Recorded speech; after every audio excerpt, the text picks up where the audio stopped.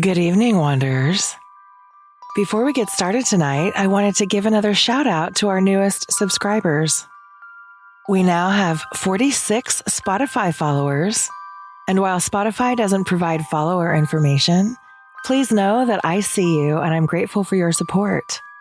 I would like to thank 9 of you for leaving 5-star reviews on Spotify.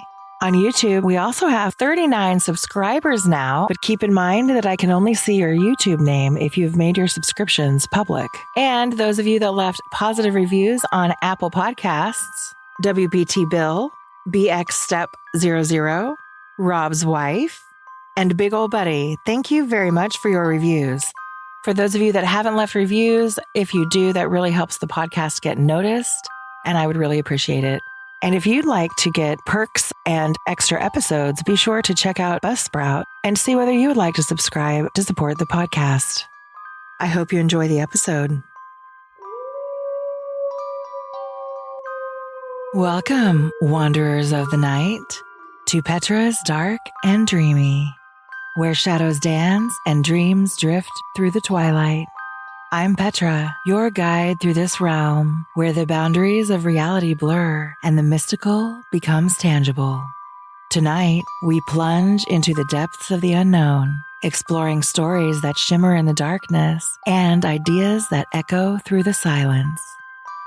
So find a cozy nook, let the world outside fade away, and prepare to embark on a journey where the night is always young and the dreams are endlessly alluring.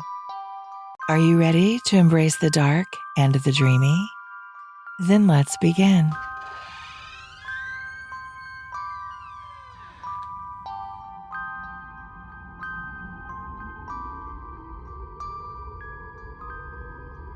The Damned Thing by Ambrose Bierce. Printed in 1898. By the light of a tallow candle which had been placed on one end of a rough table, a man was reading something written in a book. It was an old account book, greatly worn, and the writing was not, apparently, very legible, for the man sometimes held the page close to the flame of the candle to get a stronger light upon it. The shadow of the book would then throw into obscurity a half of the room, darkening a number of faces and figures. For besides the reader, 8 other men were present. 7 of them sat against the rough log walls, silent and motionless, and the room, being small, not very far from the table. By extending an arm, any one of them could have touched the 8th man, who lay on the table, face upward, partly covered by a sheet, his arms at his sides. He was dead. The man with the book was not reading aloud, and no one spoke. All seemed to be waiting for something to occur. The dead man only was without expectation. From the blank darkness outside came in, through the aperture that served for a window, all the ever unfamiliar voices of night in the wilderness, the long, nameless note of a distant coyote, the stilly, pulsing thrill of tireless insects in trees, strange cries of night birds, so different from those of the birds of day, the drone of great blundering beetles, and all that mysterious chorus of small sounds that seem always to have been but half heard when they have suddenly ceased, as if conscious of an indiscretion. But nothing of all this was noted in that company.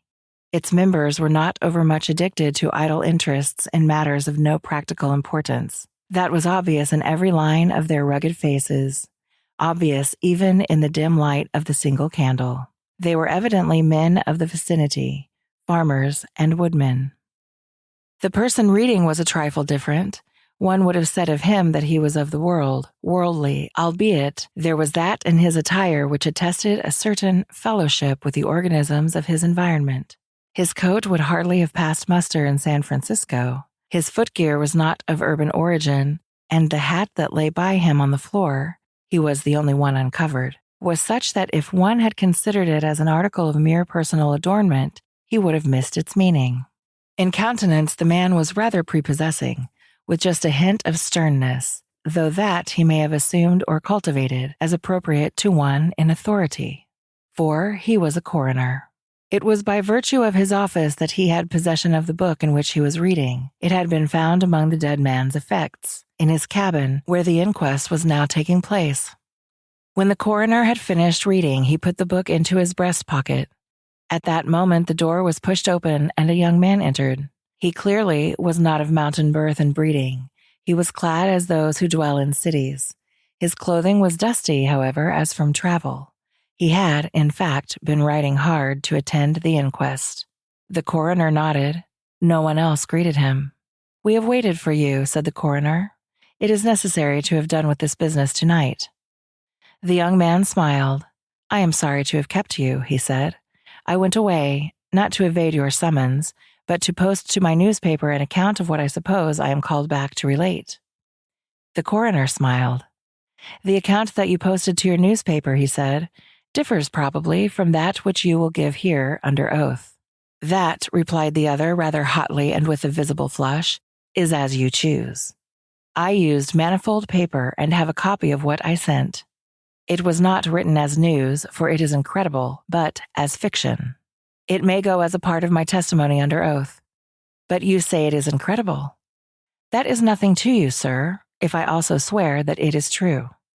The coroner was apparently not greatly affected by the young man's manifest resentment. He was silent for some moments, his eyes upon the floor. The men about the sides of the cabin talked in whispers, but seldom withdrew their gaze from the face of the corpse.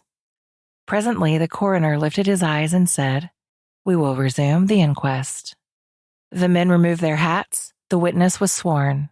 "What is your name?" the coroner asked. "William Harker." "Age?"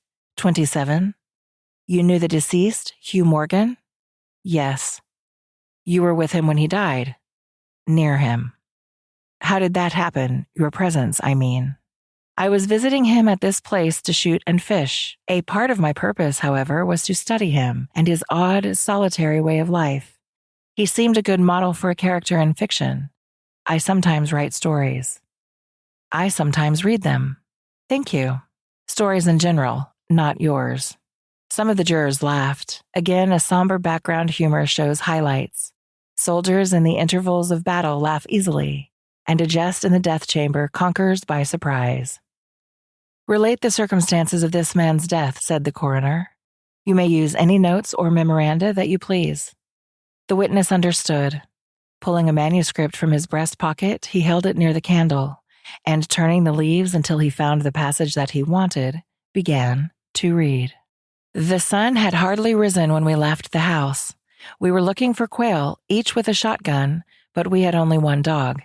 Morgan said that our best ground was beyond a certain ridge that he pointed out, and we crossed it by a trail through the chaparral. On the other side was a comparatively level ground, thickly covered with wild oats. As we emerged from the chaparral, Morgan was but a few yards in advance.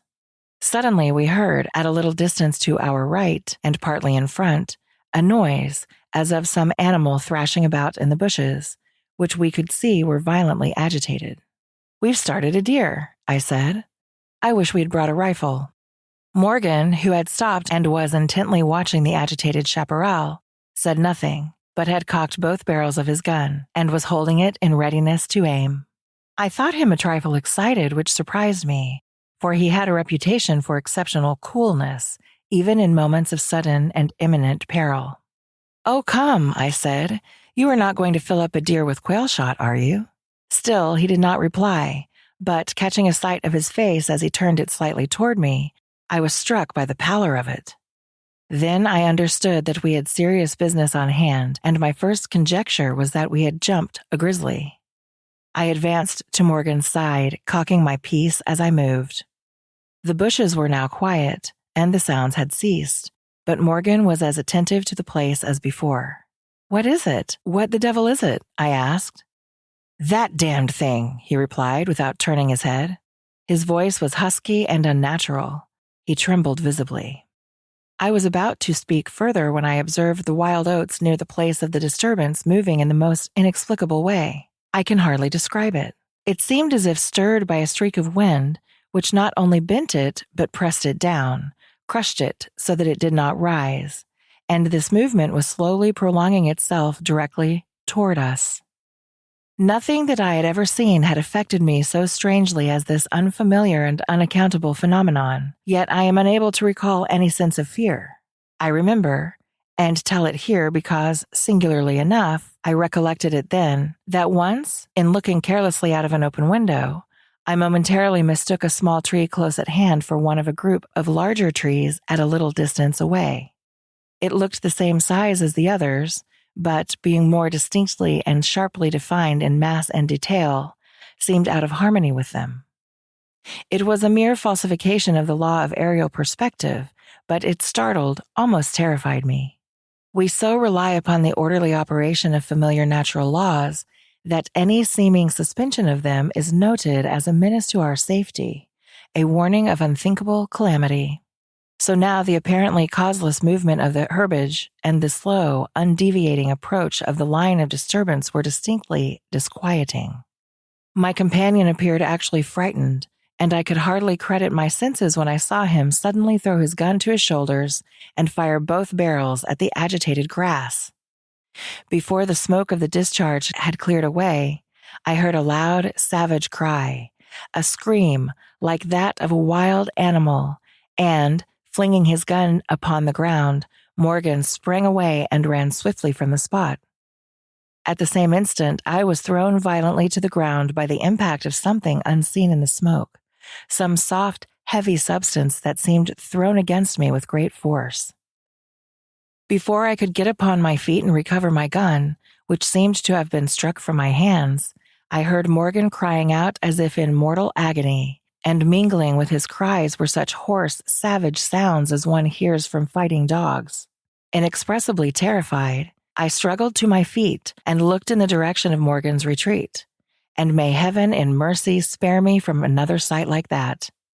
At a distance of less than 30 yards was my friend, down upon one knee, his head thrown back at a frightful angle, hatless, his long hair in disorder and his whole body in violent movement from side to side, backward and forward.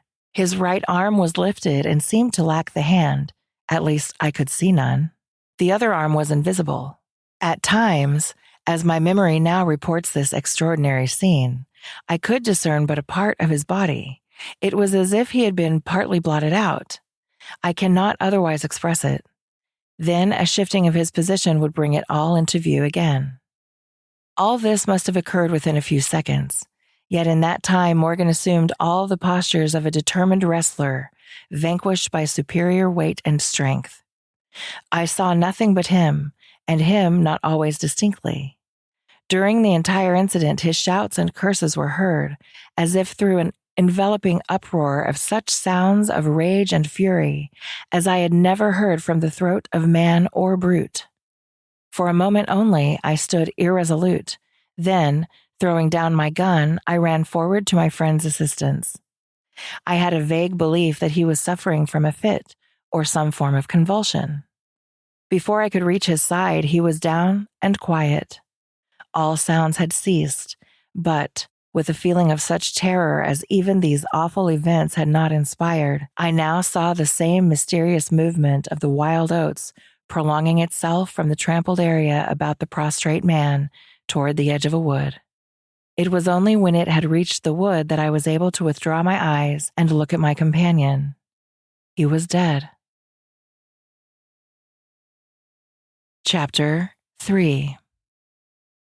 The coroner rose from his seat and stood beside the dead man. Lifting an edge of the sheet, he pulled it away, exposing the entire body, altogether naked, and showing in the candlelight a clay-like yellow. It had, however, broad maculations of bluish-black, obviously caused by extravasated blood from contusions. The chest and sides looked as if they had been beaten with a bludgeon. There were dreadful lacerations. The skin was torn in strips and shreds. The coroner moved round to the end of the table and undid a silk handkerchief, which had been passed under the chin and knotted on the top of the head. When the handkerchief was drawn away, it exposed what had been the throat. Some of the jurors who had risen to get a better view repented their curiosity and turned away their faces. Witness Harker went to the open window and leaned out across the sill, faint and sick. Dropping the handkerchief upon the dead man's neck, The coroner stepped to an angle of the room, and from a pile of clothing produced one garment after another, each of which he held up a moment for inspection. All were torn and stiff with blood. The jurors did not make a closer inspection. They seemed rather uninterested. They had, in truth, seen all this before, the only thing that was new to them being Harker's testimony. "Gentlemen," the coroner said, "we have no more evidence, I think. Your duty has been already explained to you.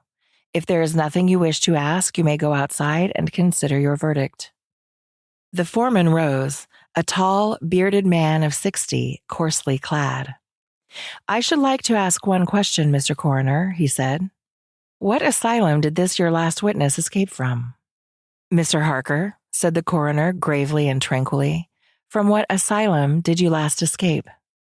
Harker flushed crimson again, but said nothing, and the 7 jurors rose and solemnly filed out of the cabin. "If you have done insulting me, sir," said Harker as soon as he and the officer were left alone with the dead man, "I suppose I am at liberty to go?" "Yes."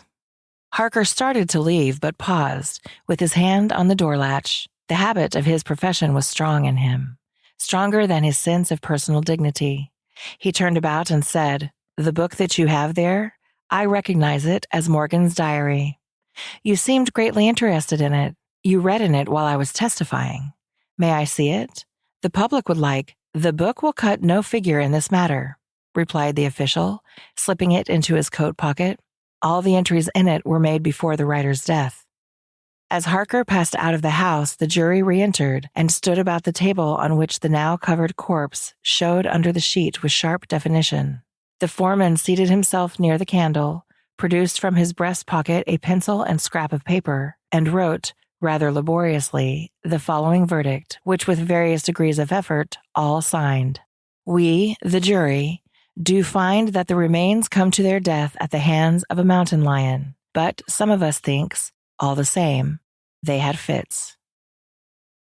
Chapter 4. In the diary of the late Hugh Morgan are certain interesting entries having possibly a scientific value as suggestions. At the inquest upon his body, the book was not put in evidence. Possibly the coroner thought it not worthwhile to confuse the jury. The date of the first of the entries mentioned cannot be ascertained.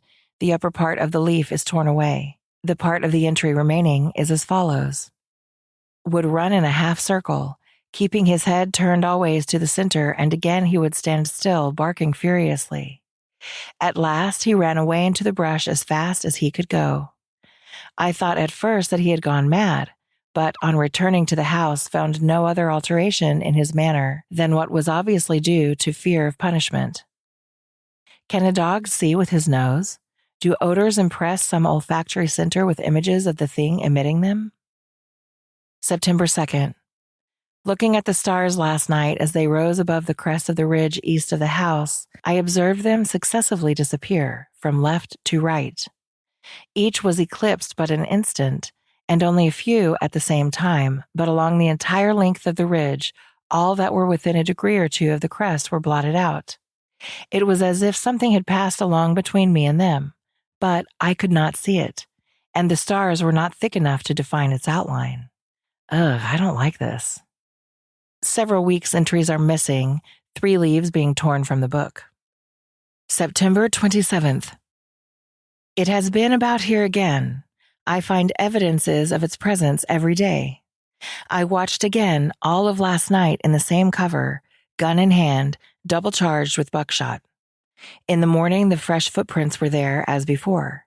Yet I would have sworn that I did not sleep. Indeed, I hardly sleep at all. It is terrible, unsupportable. If these amazing experiences are real, I shall go mad. If they are fanciful, I am mad already. October 3rd. I shall not go. It shall not drive me away. No, this is my house, my land. God hates a coward. October 5th. I can stand it no longer. I have invited Harker to pass a few weeks with me. He has a level head. I can judge from his manner if he thinks me mad. October 7th. I have the solution of the problem. It came to me last night, suddenly as by revelation. How simple, how terribly simple. There are sounds that we cannot hear. At either end of the scale are notes that stir no chord of that imperfect instrument, the human ear. They are too high or too grave. I have observed a flock of blackbirds occupying an entire treetop, the tops of several trees, and all in full song. Suddenly, in a moment, at absolutely the same instant, all spring into the air and fly away. How? They could not all see one another. The whole treetops intervened. At no point could a leader have been visible to all. There must have been a signal of warning or command, high and shrill above the din, but by me unheard. I have observed, too, the same simultaneous flight when all were silent, among not only blackbirds but other birds, quail, for example, widely separated by bushes, even on opposite sides of a hill. It is known to seamen that a school of whales basking or sporting on the surface of the ocean miles apart, with the convexity of the earth between them, will sometimes dive at the same instant, all gone out of sight in a moment. The signal has been sounded, too grave for the ear of the sailor at the masthead and his comrades on the deck, who nevertheless feel its vibrations in the ship, as the stones of a cathedral are stirred by the bass of the organ. As with sounds, so with colors. At each end of the solar spectrum, the chemist can detect the presence of what are known as actinic rays. They represent colors, integral colors in the composition of light, which we are unable to discern. The human eye is an imperfect instrument. Its range is but a few octaves of the real chromatic scale. I am not mad. There are colors that we cannot see. And God help me, the damned thing is of such a color.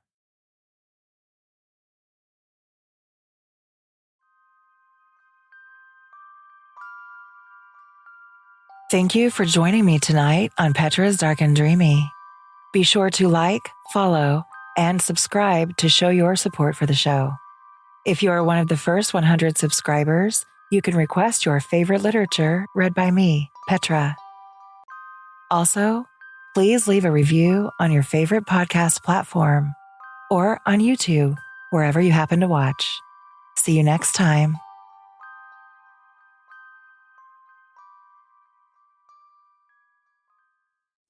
Keep sleeping soundly. Keep sleeping soundly. Don't let me wake you. It's Petra. I'm stopping by to tell you why I use Buy Me a Coffee to connect with my audience and grow my podcast. As a podcaster, Buy Me a Coffee has been a game changer for me. It's the easiest way for my listeners to support the show directly, whether through one-time donations or monthly memberships. The best part is that I get to keep it simple and focus on creating content. I love it because I can unlock steady income with membership tiers and recurring support. I share exclusive content, behind-the-scenes moments, and early access just for my supporters. And there are no complicated setups or hidden fees for you or for me. For you listeners, you can show your love with a simple click and also get special perks, shout-outs, and bonus content in return. You want to support the show? Click the link in the show notes to support the show. And be sure to tell everyone that you love Petra's Dark and Dreamy.